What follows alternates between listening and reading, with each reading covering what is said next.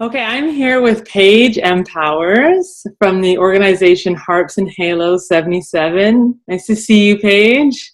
It's awesome to see you too, Lee. Yeah, we should say that we're also very good friends. Yes, yes. Thank you for having me today. I appreciate it. And it's Yeah, I'm excited for people to hear what you have to offer and um, just to share your gifts as well. thank you. So why don't you start off by maybe telling people a little bit about what you do? I know it encompasses so many things, but It does. But kind of a quick synopsis. I am first and foremost, I am a medium, and I connect people with the continued dialogue of their loved ones, their beloveds, or whatever from the other side. And the other side is really next to us. It's not really out there anywhere. It's right here. Um, and I also teach others how to help people connect. And it's always an honor to be on this journey with other people and to be able to, witness such amazing courage and raw courage and strength and raw emotion, and to be able to hold that space so they can safely kind of check it out and maybe sometimes get a little toe wet once in a while, and sometimes people just dive right in. So, yeah. And I facilitate space and support as they are doing that. Yeah. And so you sort of were aware of some of these gifts when as a child, right? Yes, yes, I'm fourth generation, and by the time I was 3, I was working with people that were in my aunt and uncle's funeral home that had already passed. So I was hanging out in the parlor while the kids were over here playing. So I've always been comfortable being with spirit, so to speak. For that's what we'll call it, spirit. So. Yeah. And so when did it come on strong for you then? It was, I've always, we go through life and we don't realize who we are sometimes, and it's always been a part of who I am. It is who I am. And it is how I live my life through that lens, so to speak. And, I got married, I had kids, raised my kids when I had a tragedy happen in 1993, and I lost my daughters. And after that, it came on so strong, and it was, this is your purpose. This is your purpose, to stand with people that have suffered tragedy in the loss of children or a child. Mm-hmm. And there is no other loss like that. So through that, I was able to find great love, and the connection remains, and the dialogue continues always. It's never severed. As long as we stand in love, replacing the fear with love. That's really the conduit. Yeah. That's the connection. So when you're in session with people or helping people out in that space, a lot of what you do is to connect with those who have crossed over so that loved ones can continue that dialogue, as you were saying. Correct. And sometimes there's physical ailments, there's physical expressions of our experiences, and it can create dis-ease. And, walking with them with that, and working with DNA and genetic coding with grief, or just with dis-ease, and walking with people with that, and finding it within their system and within their own grid work and blueprint, and holding that and really being gentle and allowing them to look at that. And then they can, a lot of times they move through it, and they move into a place where they carry it with love and with grace. Right. So for a lot of mediums, there's different languages that they speak with spirit. I know for you, you have many different ways in which you receive. Maybe can you talk a little bit about the different languages of spirit in which we Sure. The language they speak is the speed of love. How they express that is through visually seeing them, hearing them, smelling them. Whew, that's like, whoa, sweet tobacco, and it, and that it's always a validation. However, the language comes forward, and seeing, feeling, touching. A lot of times they'll touch me. Sometimes they'll have me feel what they felt or how they passed. Not so much what they felt, but how they passed. If there's something with their lungs, there's possible heaviness there. So. Yeah. And so what's the hardest part in standing with in that space with families? What do you find challenging about that role? I guess I've not found challenge. Right. Because they know why they're coming to me. It's not, I don't walk up to somebody and say, hey, by the way, your grandfather is standing next to you, or your brother or something. I don't ever go anywhere I don't have permission. So my clients all know why they're coming to me. And so it's by choice. And so there's really no challenge, because there's no judgment in why or how they're coming to me. It's just however they present is perfect. Yeah. We've spoken about because you have the intention of creating such a loving, safe space that things move a lot differently with great intention. Yes, they do. Absolutely. Absolutely. And when someone calls and makes an appointment, who they are trying to connect with comes through at that time. And then the connection just gets stronger as the time comes forward for them to be there. So. And I've had the pleasure to also witness you be a midwife in death for others too, helping you out on a few different cases that you were working on. Yes. Or standing with you, and maybe talk a little bit about that process. Okay. There are times where, people know that they're going to pass, or the predisposition is there for them, from an illness, a disease. And I will come in while they're still verbal, and I will meet with them and their family, and just talk about, there was one instance where this gal came, asked me to come and be a part of her dying process, and what an honor that is. And she had a meeting with all of her family. There were 7 sisters. And each one of them, her soul was able to come forward because they wanted to know how they were going to know that she was there. Yeah. And her soul was able to come forward and share that with each of them, with her sitting there.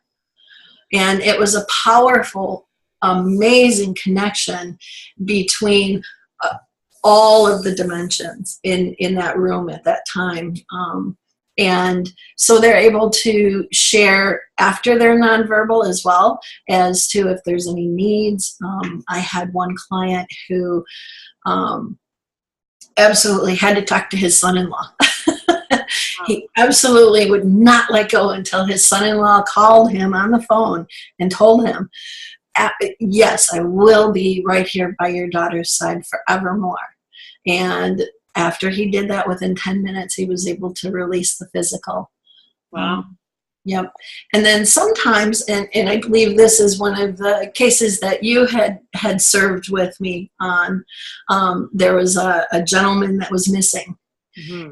And those cases are very emotional at times. Excuse me.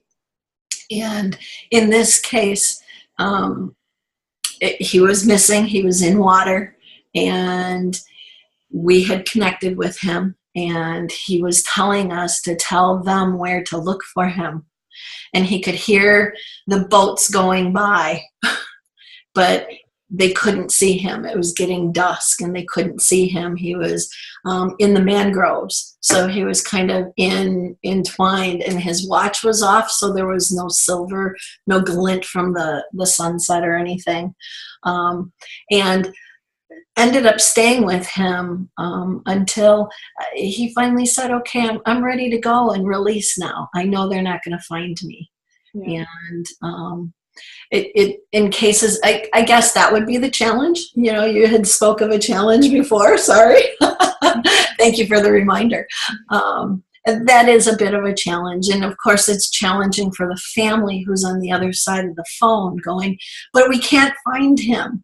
And knowing that they're driving by, and how it was so difficult for them as well. And it is. It's being able to remove ourselves emotionally, though, and stand in that space of great integrity with observation and facts, clarity, instead of having the emotions cloud that and get, and match the family's emotions of obvious distress and pain. Right. So how do you manage to bridge that gap between what you're doing and knowing that the dialogue continues, but also recognizing that these families are going through a lot of trauma and pain at the time? I mean, how do you do that for them? It seems to be part of the abilities that I have. Perhaps it's because I have gone through my own experiences with something similar to this, and to tragedy. Well, not similar, but tragedy. And being able to just remove myself emotionally, and that seems to be an ability that I am able to have, and in order to serve, which is my purpose, I have to be able to do that. So I do. It's almost like I leave myself at the door, and then I come in, and it's like, okay, I'm here, I'm ready, I'm open. And I always have a box of Kleenex, but it's always for the client. That's not for me.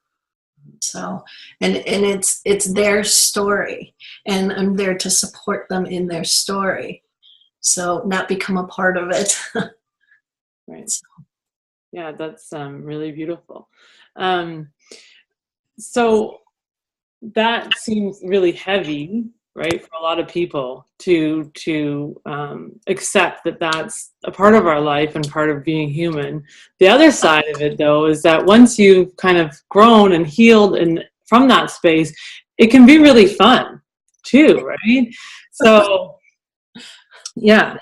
So when time goes by and people are starting to recognize more, like, I think my grandma's leaving me nickels, or whatever that is, that's a lot when the joy of this work comes out. Yes. And I love sharing stories with people where, they've had a session or multiple or whatever, and their person comes through to me even when I'm not with them. I have one young man who absolutely loves Taco Bell. And when I'm on the road, I'm vegan, so I eat a bean burrito, and sometimes I'll just pop in there. And he opened the door for me. Well, a young man opened the door for me going into a Taco Bell in Georgia. And I was like, hey, thanks. And he's like, sure, no problem, Paige. Didn't even hit me that he just said my name. I was just like, okay. And we ordered, and he left I ordered, he ordered, and he got his food, and he left and opened the door for me because I was right behind him. And I'm like, hey, thanks a lot. You have a great day. And I must have turned or something, and I turned back, and he was not there. I'm like, oh, I know who you are. So I was able to share that with his mother, who absolutely loves that. Another client whose son passed will send not butterflies, beetles, ladybugs. And I'll call her and say, I got a ladybug today, how about you? And she says, I did too. And so the connection continues. And they're very specific to the people. to not only those on the other side, but also the ones that are still here. And of course, I've had a couple of fathers say, I don't leave pennies, I leave quarters.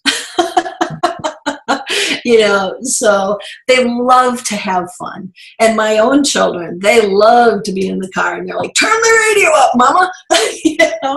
Turn the radio up. And sometimes they don't even ask, they just turn it up. And, so you're dancing down the road and just really enjoying a continued conversation and continued connection. Yeah. And another aspect that you do for people is some past life healing as well. What is the, everybody has a different view on this. So what's your view on why that's important for us to go back and understand those moments? Sometimes in this lifetime, we have things that show up that are unexplainable. There's really no reason in this lifetime for, say, a fear of water.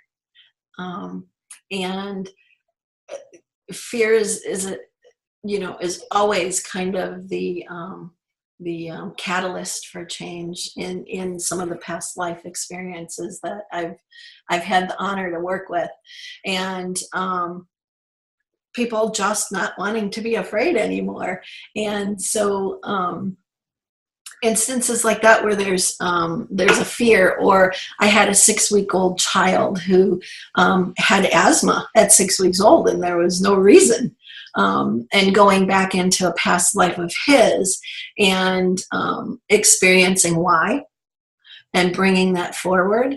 And oftentimes just the knowledge of what happened is what, it's all that's needed sometimes. Right. Yeah. It's the release. Yeah. Release. Yes. Yeah, because from a personal point of view, I really helped with Layla. You remember my daughter, you really helped her out. Because when she was little, if I could share the personal story, she was experiencing another families that she'd remembered, other people that she was missing. Yes. And so I reached out to you about helping her with that. Mm-hmm. And I don't know if you remember, it was, once we kind of had an awareness about her past life, I was able to communicate with her and make it easier for her. And it was just the knowing that made it easier to navigate. Yes. For certain. Yeah. And she had a fear of scissors, if you remember too, because that was part of how she died in her past life. Yes. Yeah. Yes. And from 6 weeks to 106, right. We all experience different realities, different dimensions, different lifetimes, however you wish to word it. And they do have an impact on who we are today and in this moment, and how we're expressing ourselves in this moment. Yeah. And if I can share a story. Yeah. Okay. I had a client quite a few years ago now. It's about 12 years ago. And he would get burns all down the side of his face and down his neck and on his shoulder. And it would start about August 15th, and it would literally happen every night until April 15th. And he had gone to psychiatrists, he had gone to doctors, he had gone everywhere, and nobody could figure out what was going on. And so we did a past life awareness, and I like to call it awareness instead of regression. We've spoken about the difference between a few times about, because the awareness aspect being that they're completely, just for people that don't know the difference, awareness is that you're completely aware of what's going on. The work that you're doing with them is they're involved with, versus some of the regression type stuff is either hypnosis or a lot of you're the hands-on versus making them aware of their own past lives. Yes. Yeah. So yes, they are definitely an active participant. Yeah. Absolutely. And they're not altered in any way. Right. so with that comes the awareness that they're bringing forward as well, which is incredibly powerful for them. So this gentleman, the awareness came forward as to what had happened, and he was a jewelry maker in ancient Egypt for the pharaohs. And there had been apparently some jealousy, and his hot molten gold had been dumped on him from a higher scaffolding. And it had cost him his life after months, like 9 months worth of suffering with it. He finally passed in that lifetime from it. So once he knew that, to this day, he has never, ever had even an uncomfortable feeling. So That's incredible. Incredible. So the date signified from the time it getting poured to the time of his death. yes, The August to April. yes, Wow. yeah. Yeah. So, and there's many instances where, people have been afraid of just so much going on, and, allergies, and pretty much allergic to life, and finding why. And then once that's been recognized, the transformation is nothing short of miraculous. So very, very powerful work. Right. No, yes, it's miraculous is totally the word. So, you teach others too. You were touching on that a bit. And, what does that process look like for you? I know that you get a range of people just from starting off to not quite knowing what they're experiencing, and to, people that have maybe been dealing with it for, not dealing, but being awareness of their gifts for a while. But, so what does that look like for you then?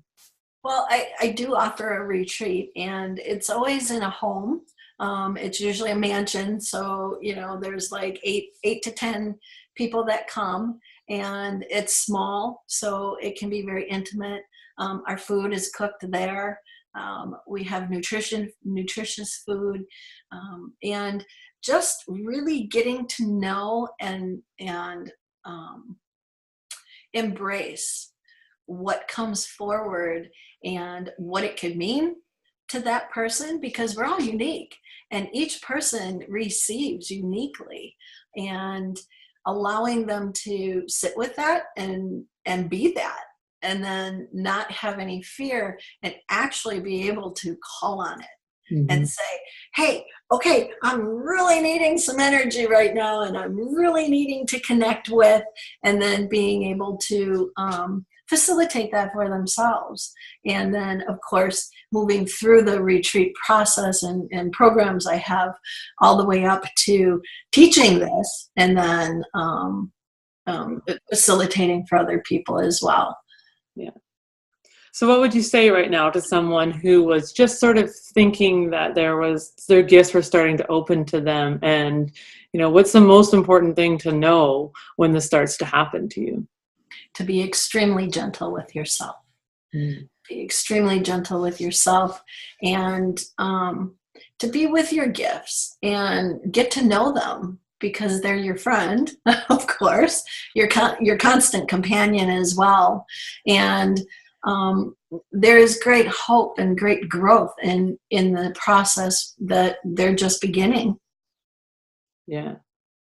And like you said, everybody shows up so differently. Yes, absolutely. And to be able to help them figure out, or actually recognize what it is, and what their unique path or journey, or even step.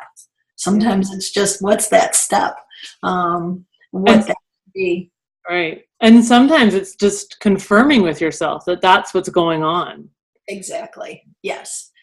And no, you're not crazy. Yeah. Oh my gosh, am I crazy? Or this is really crazy. You should, and it's unique, and it's powerful, and it's amazing. And crazy is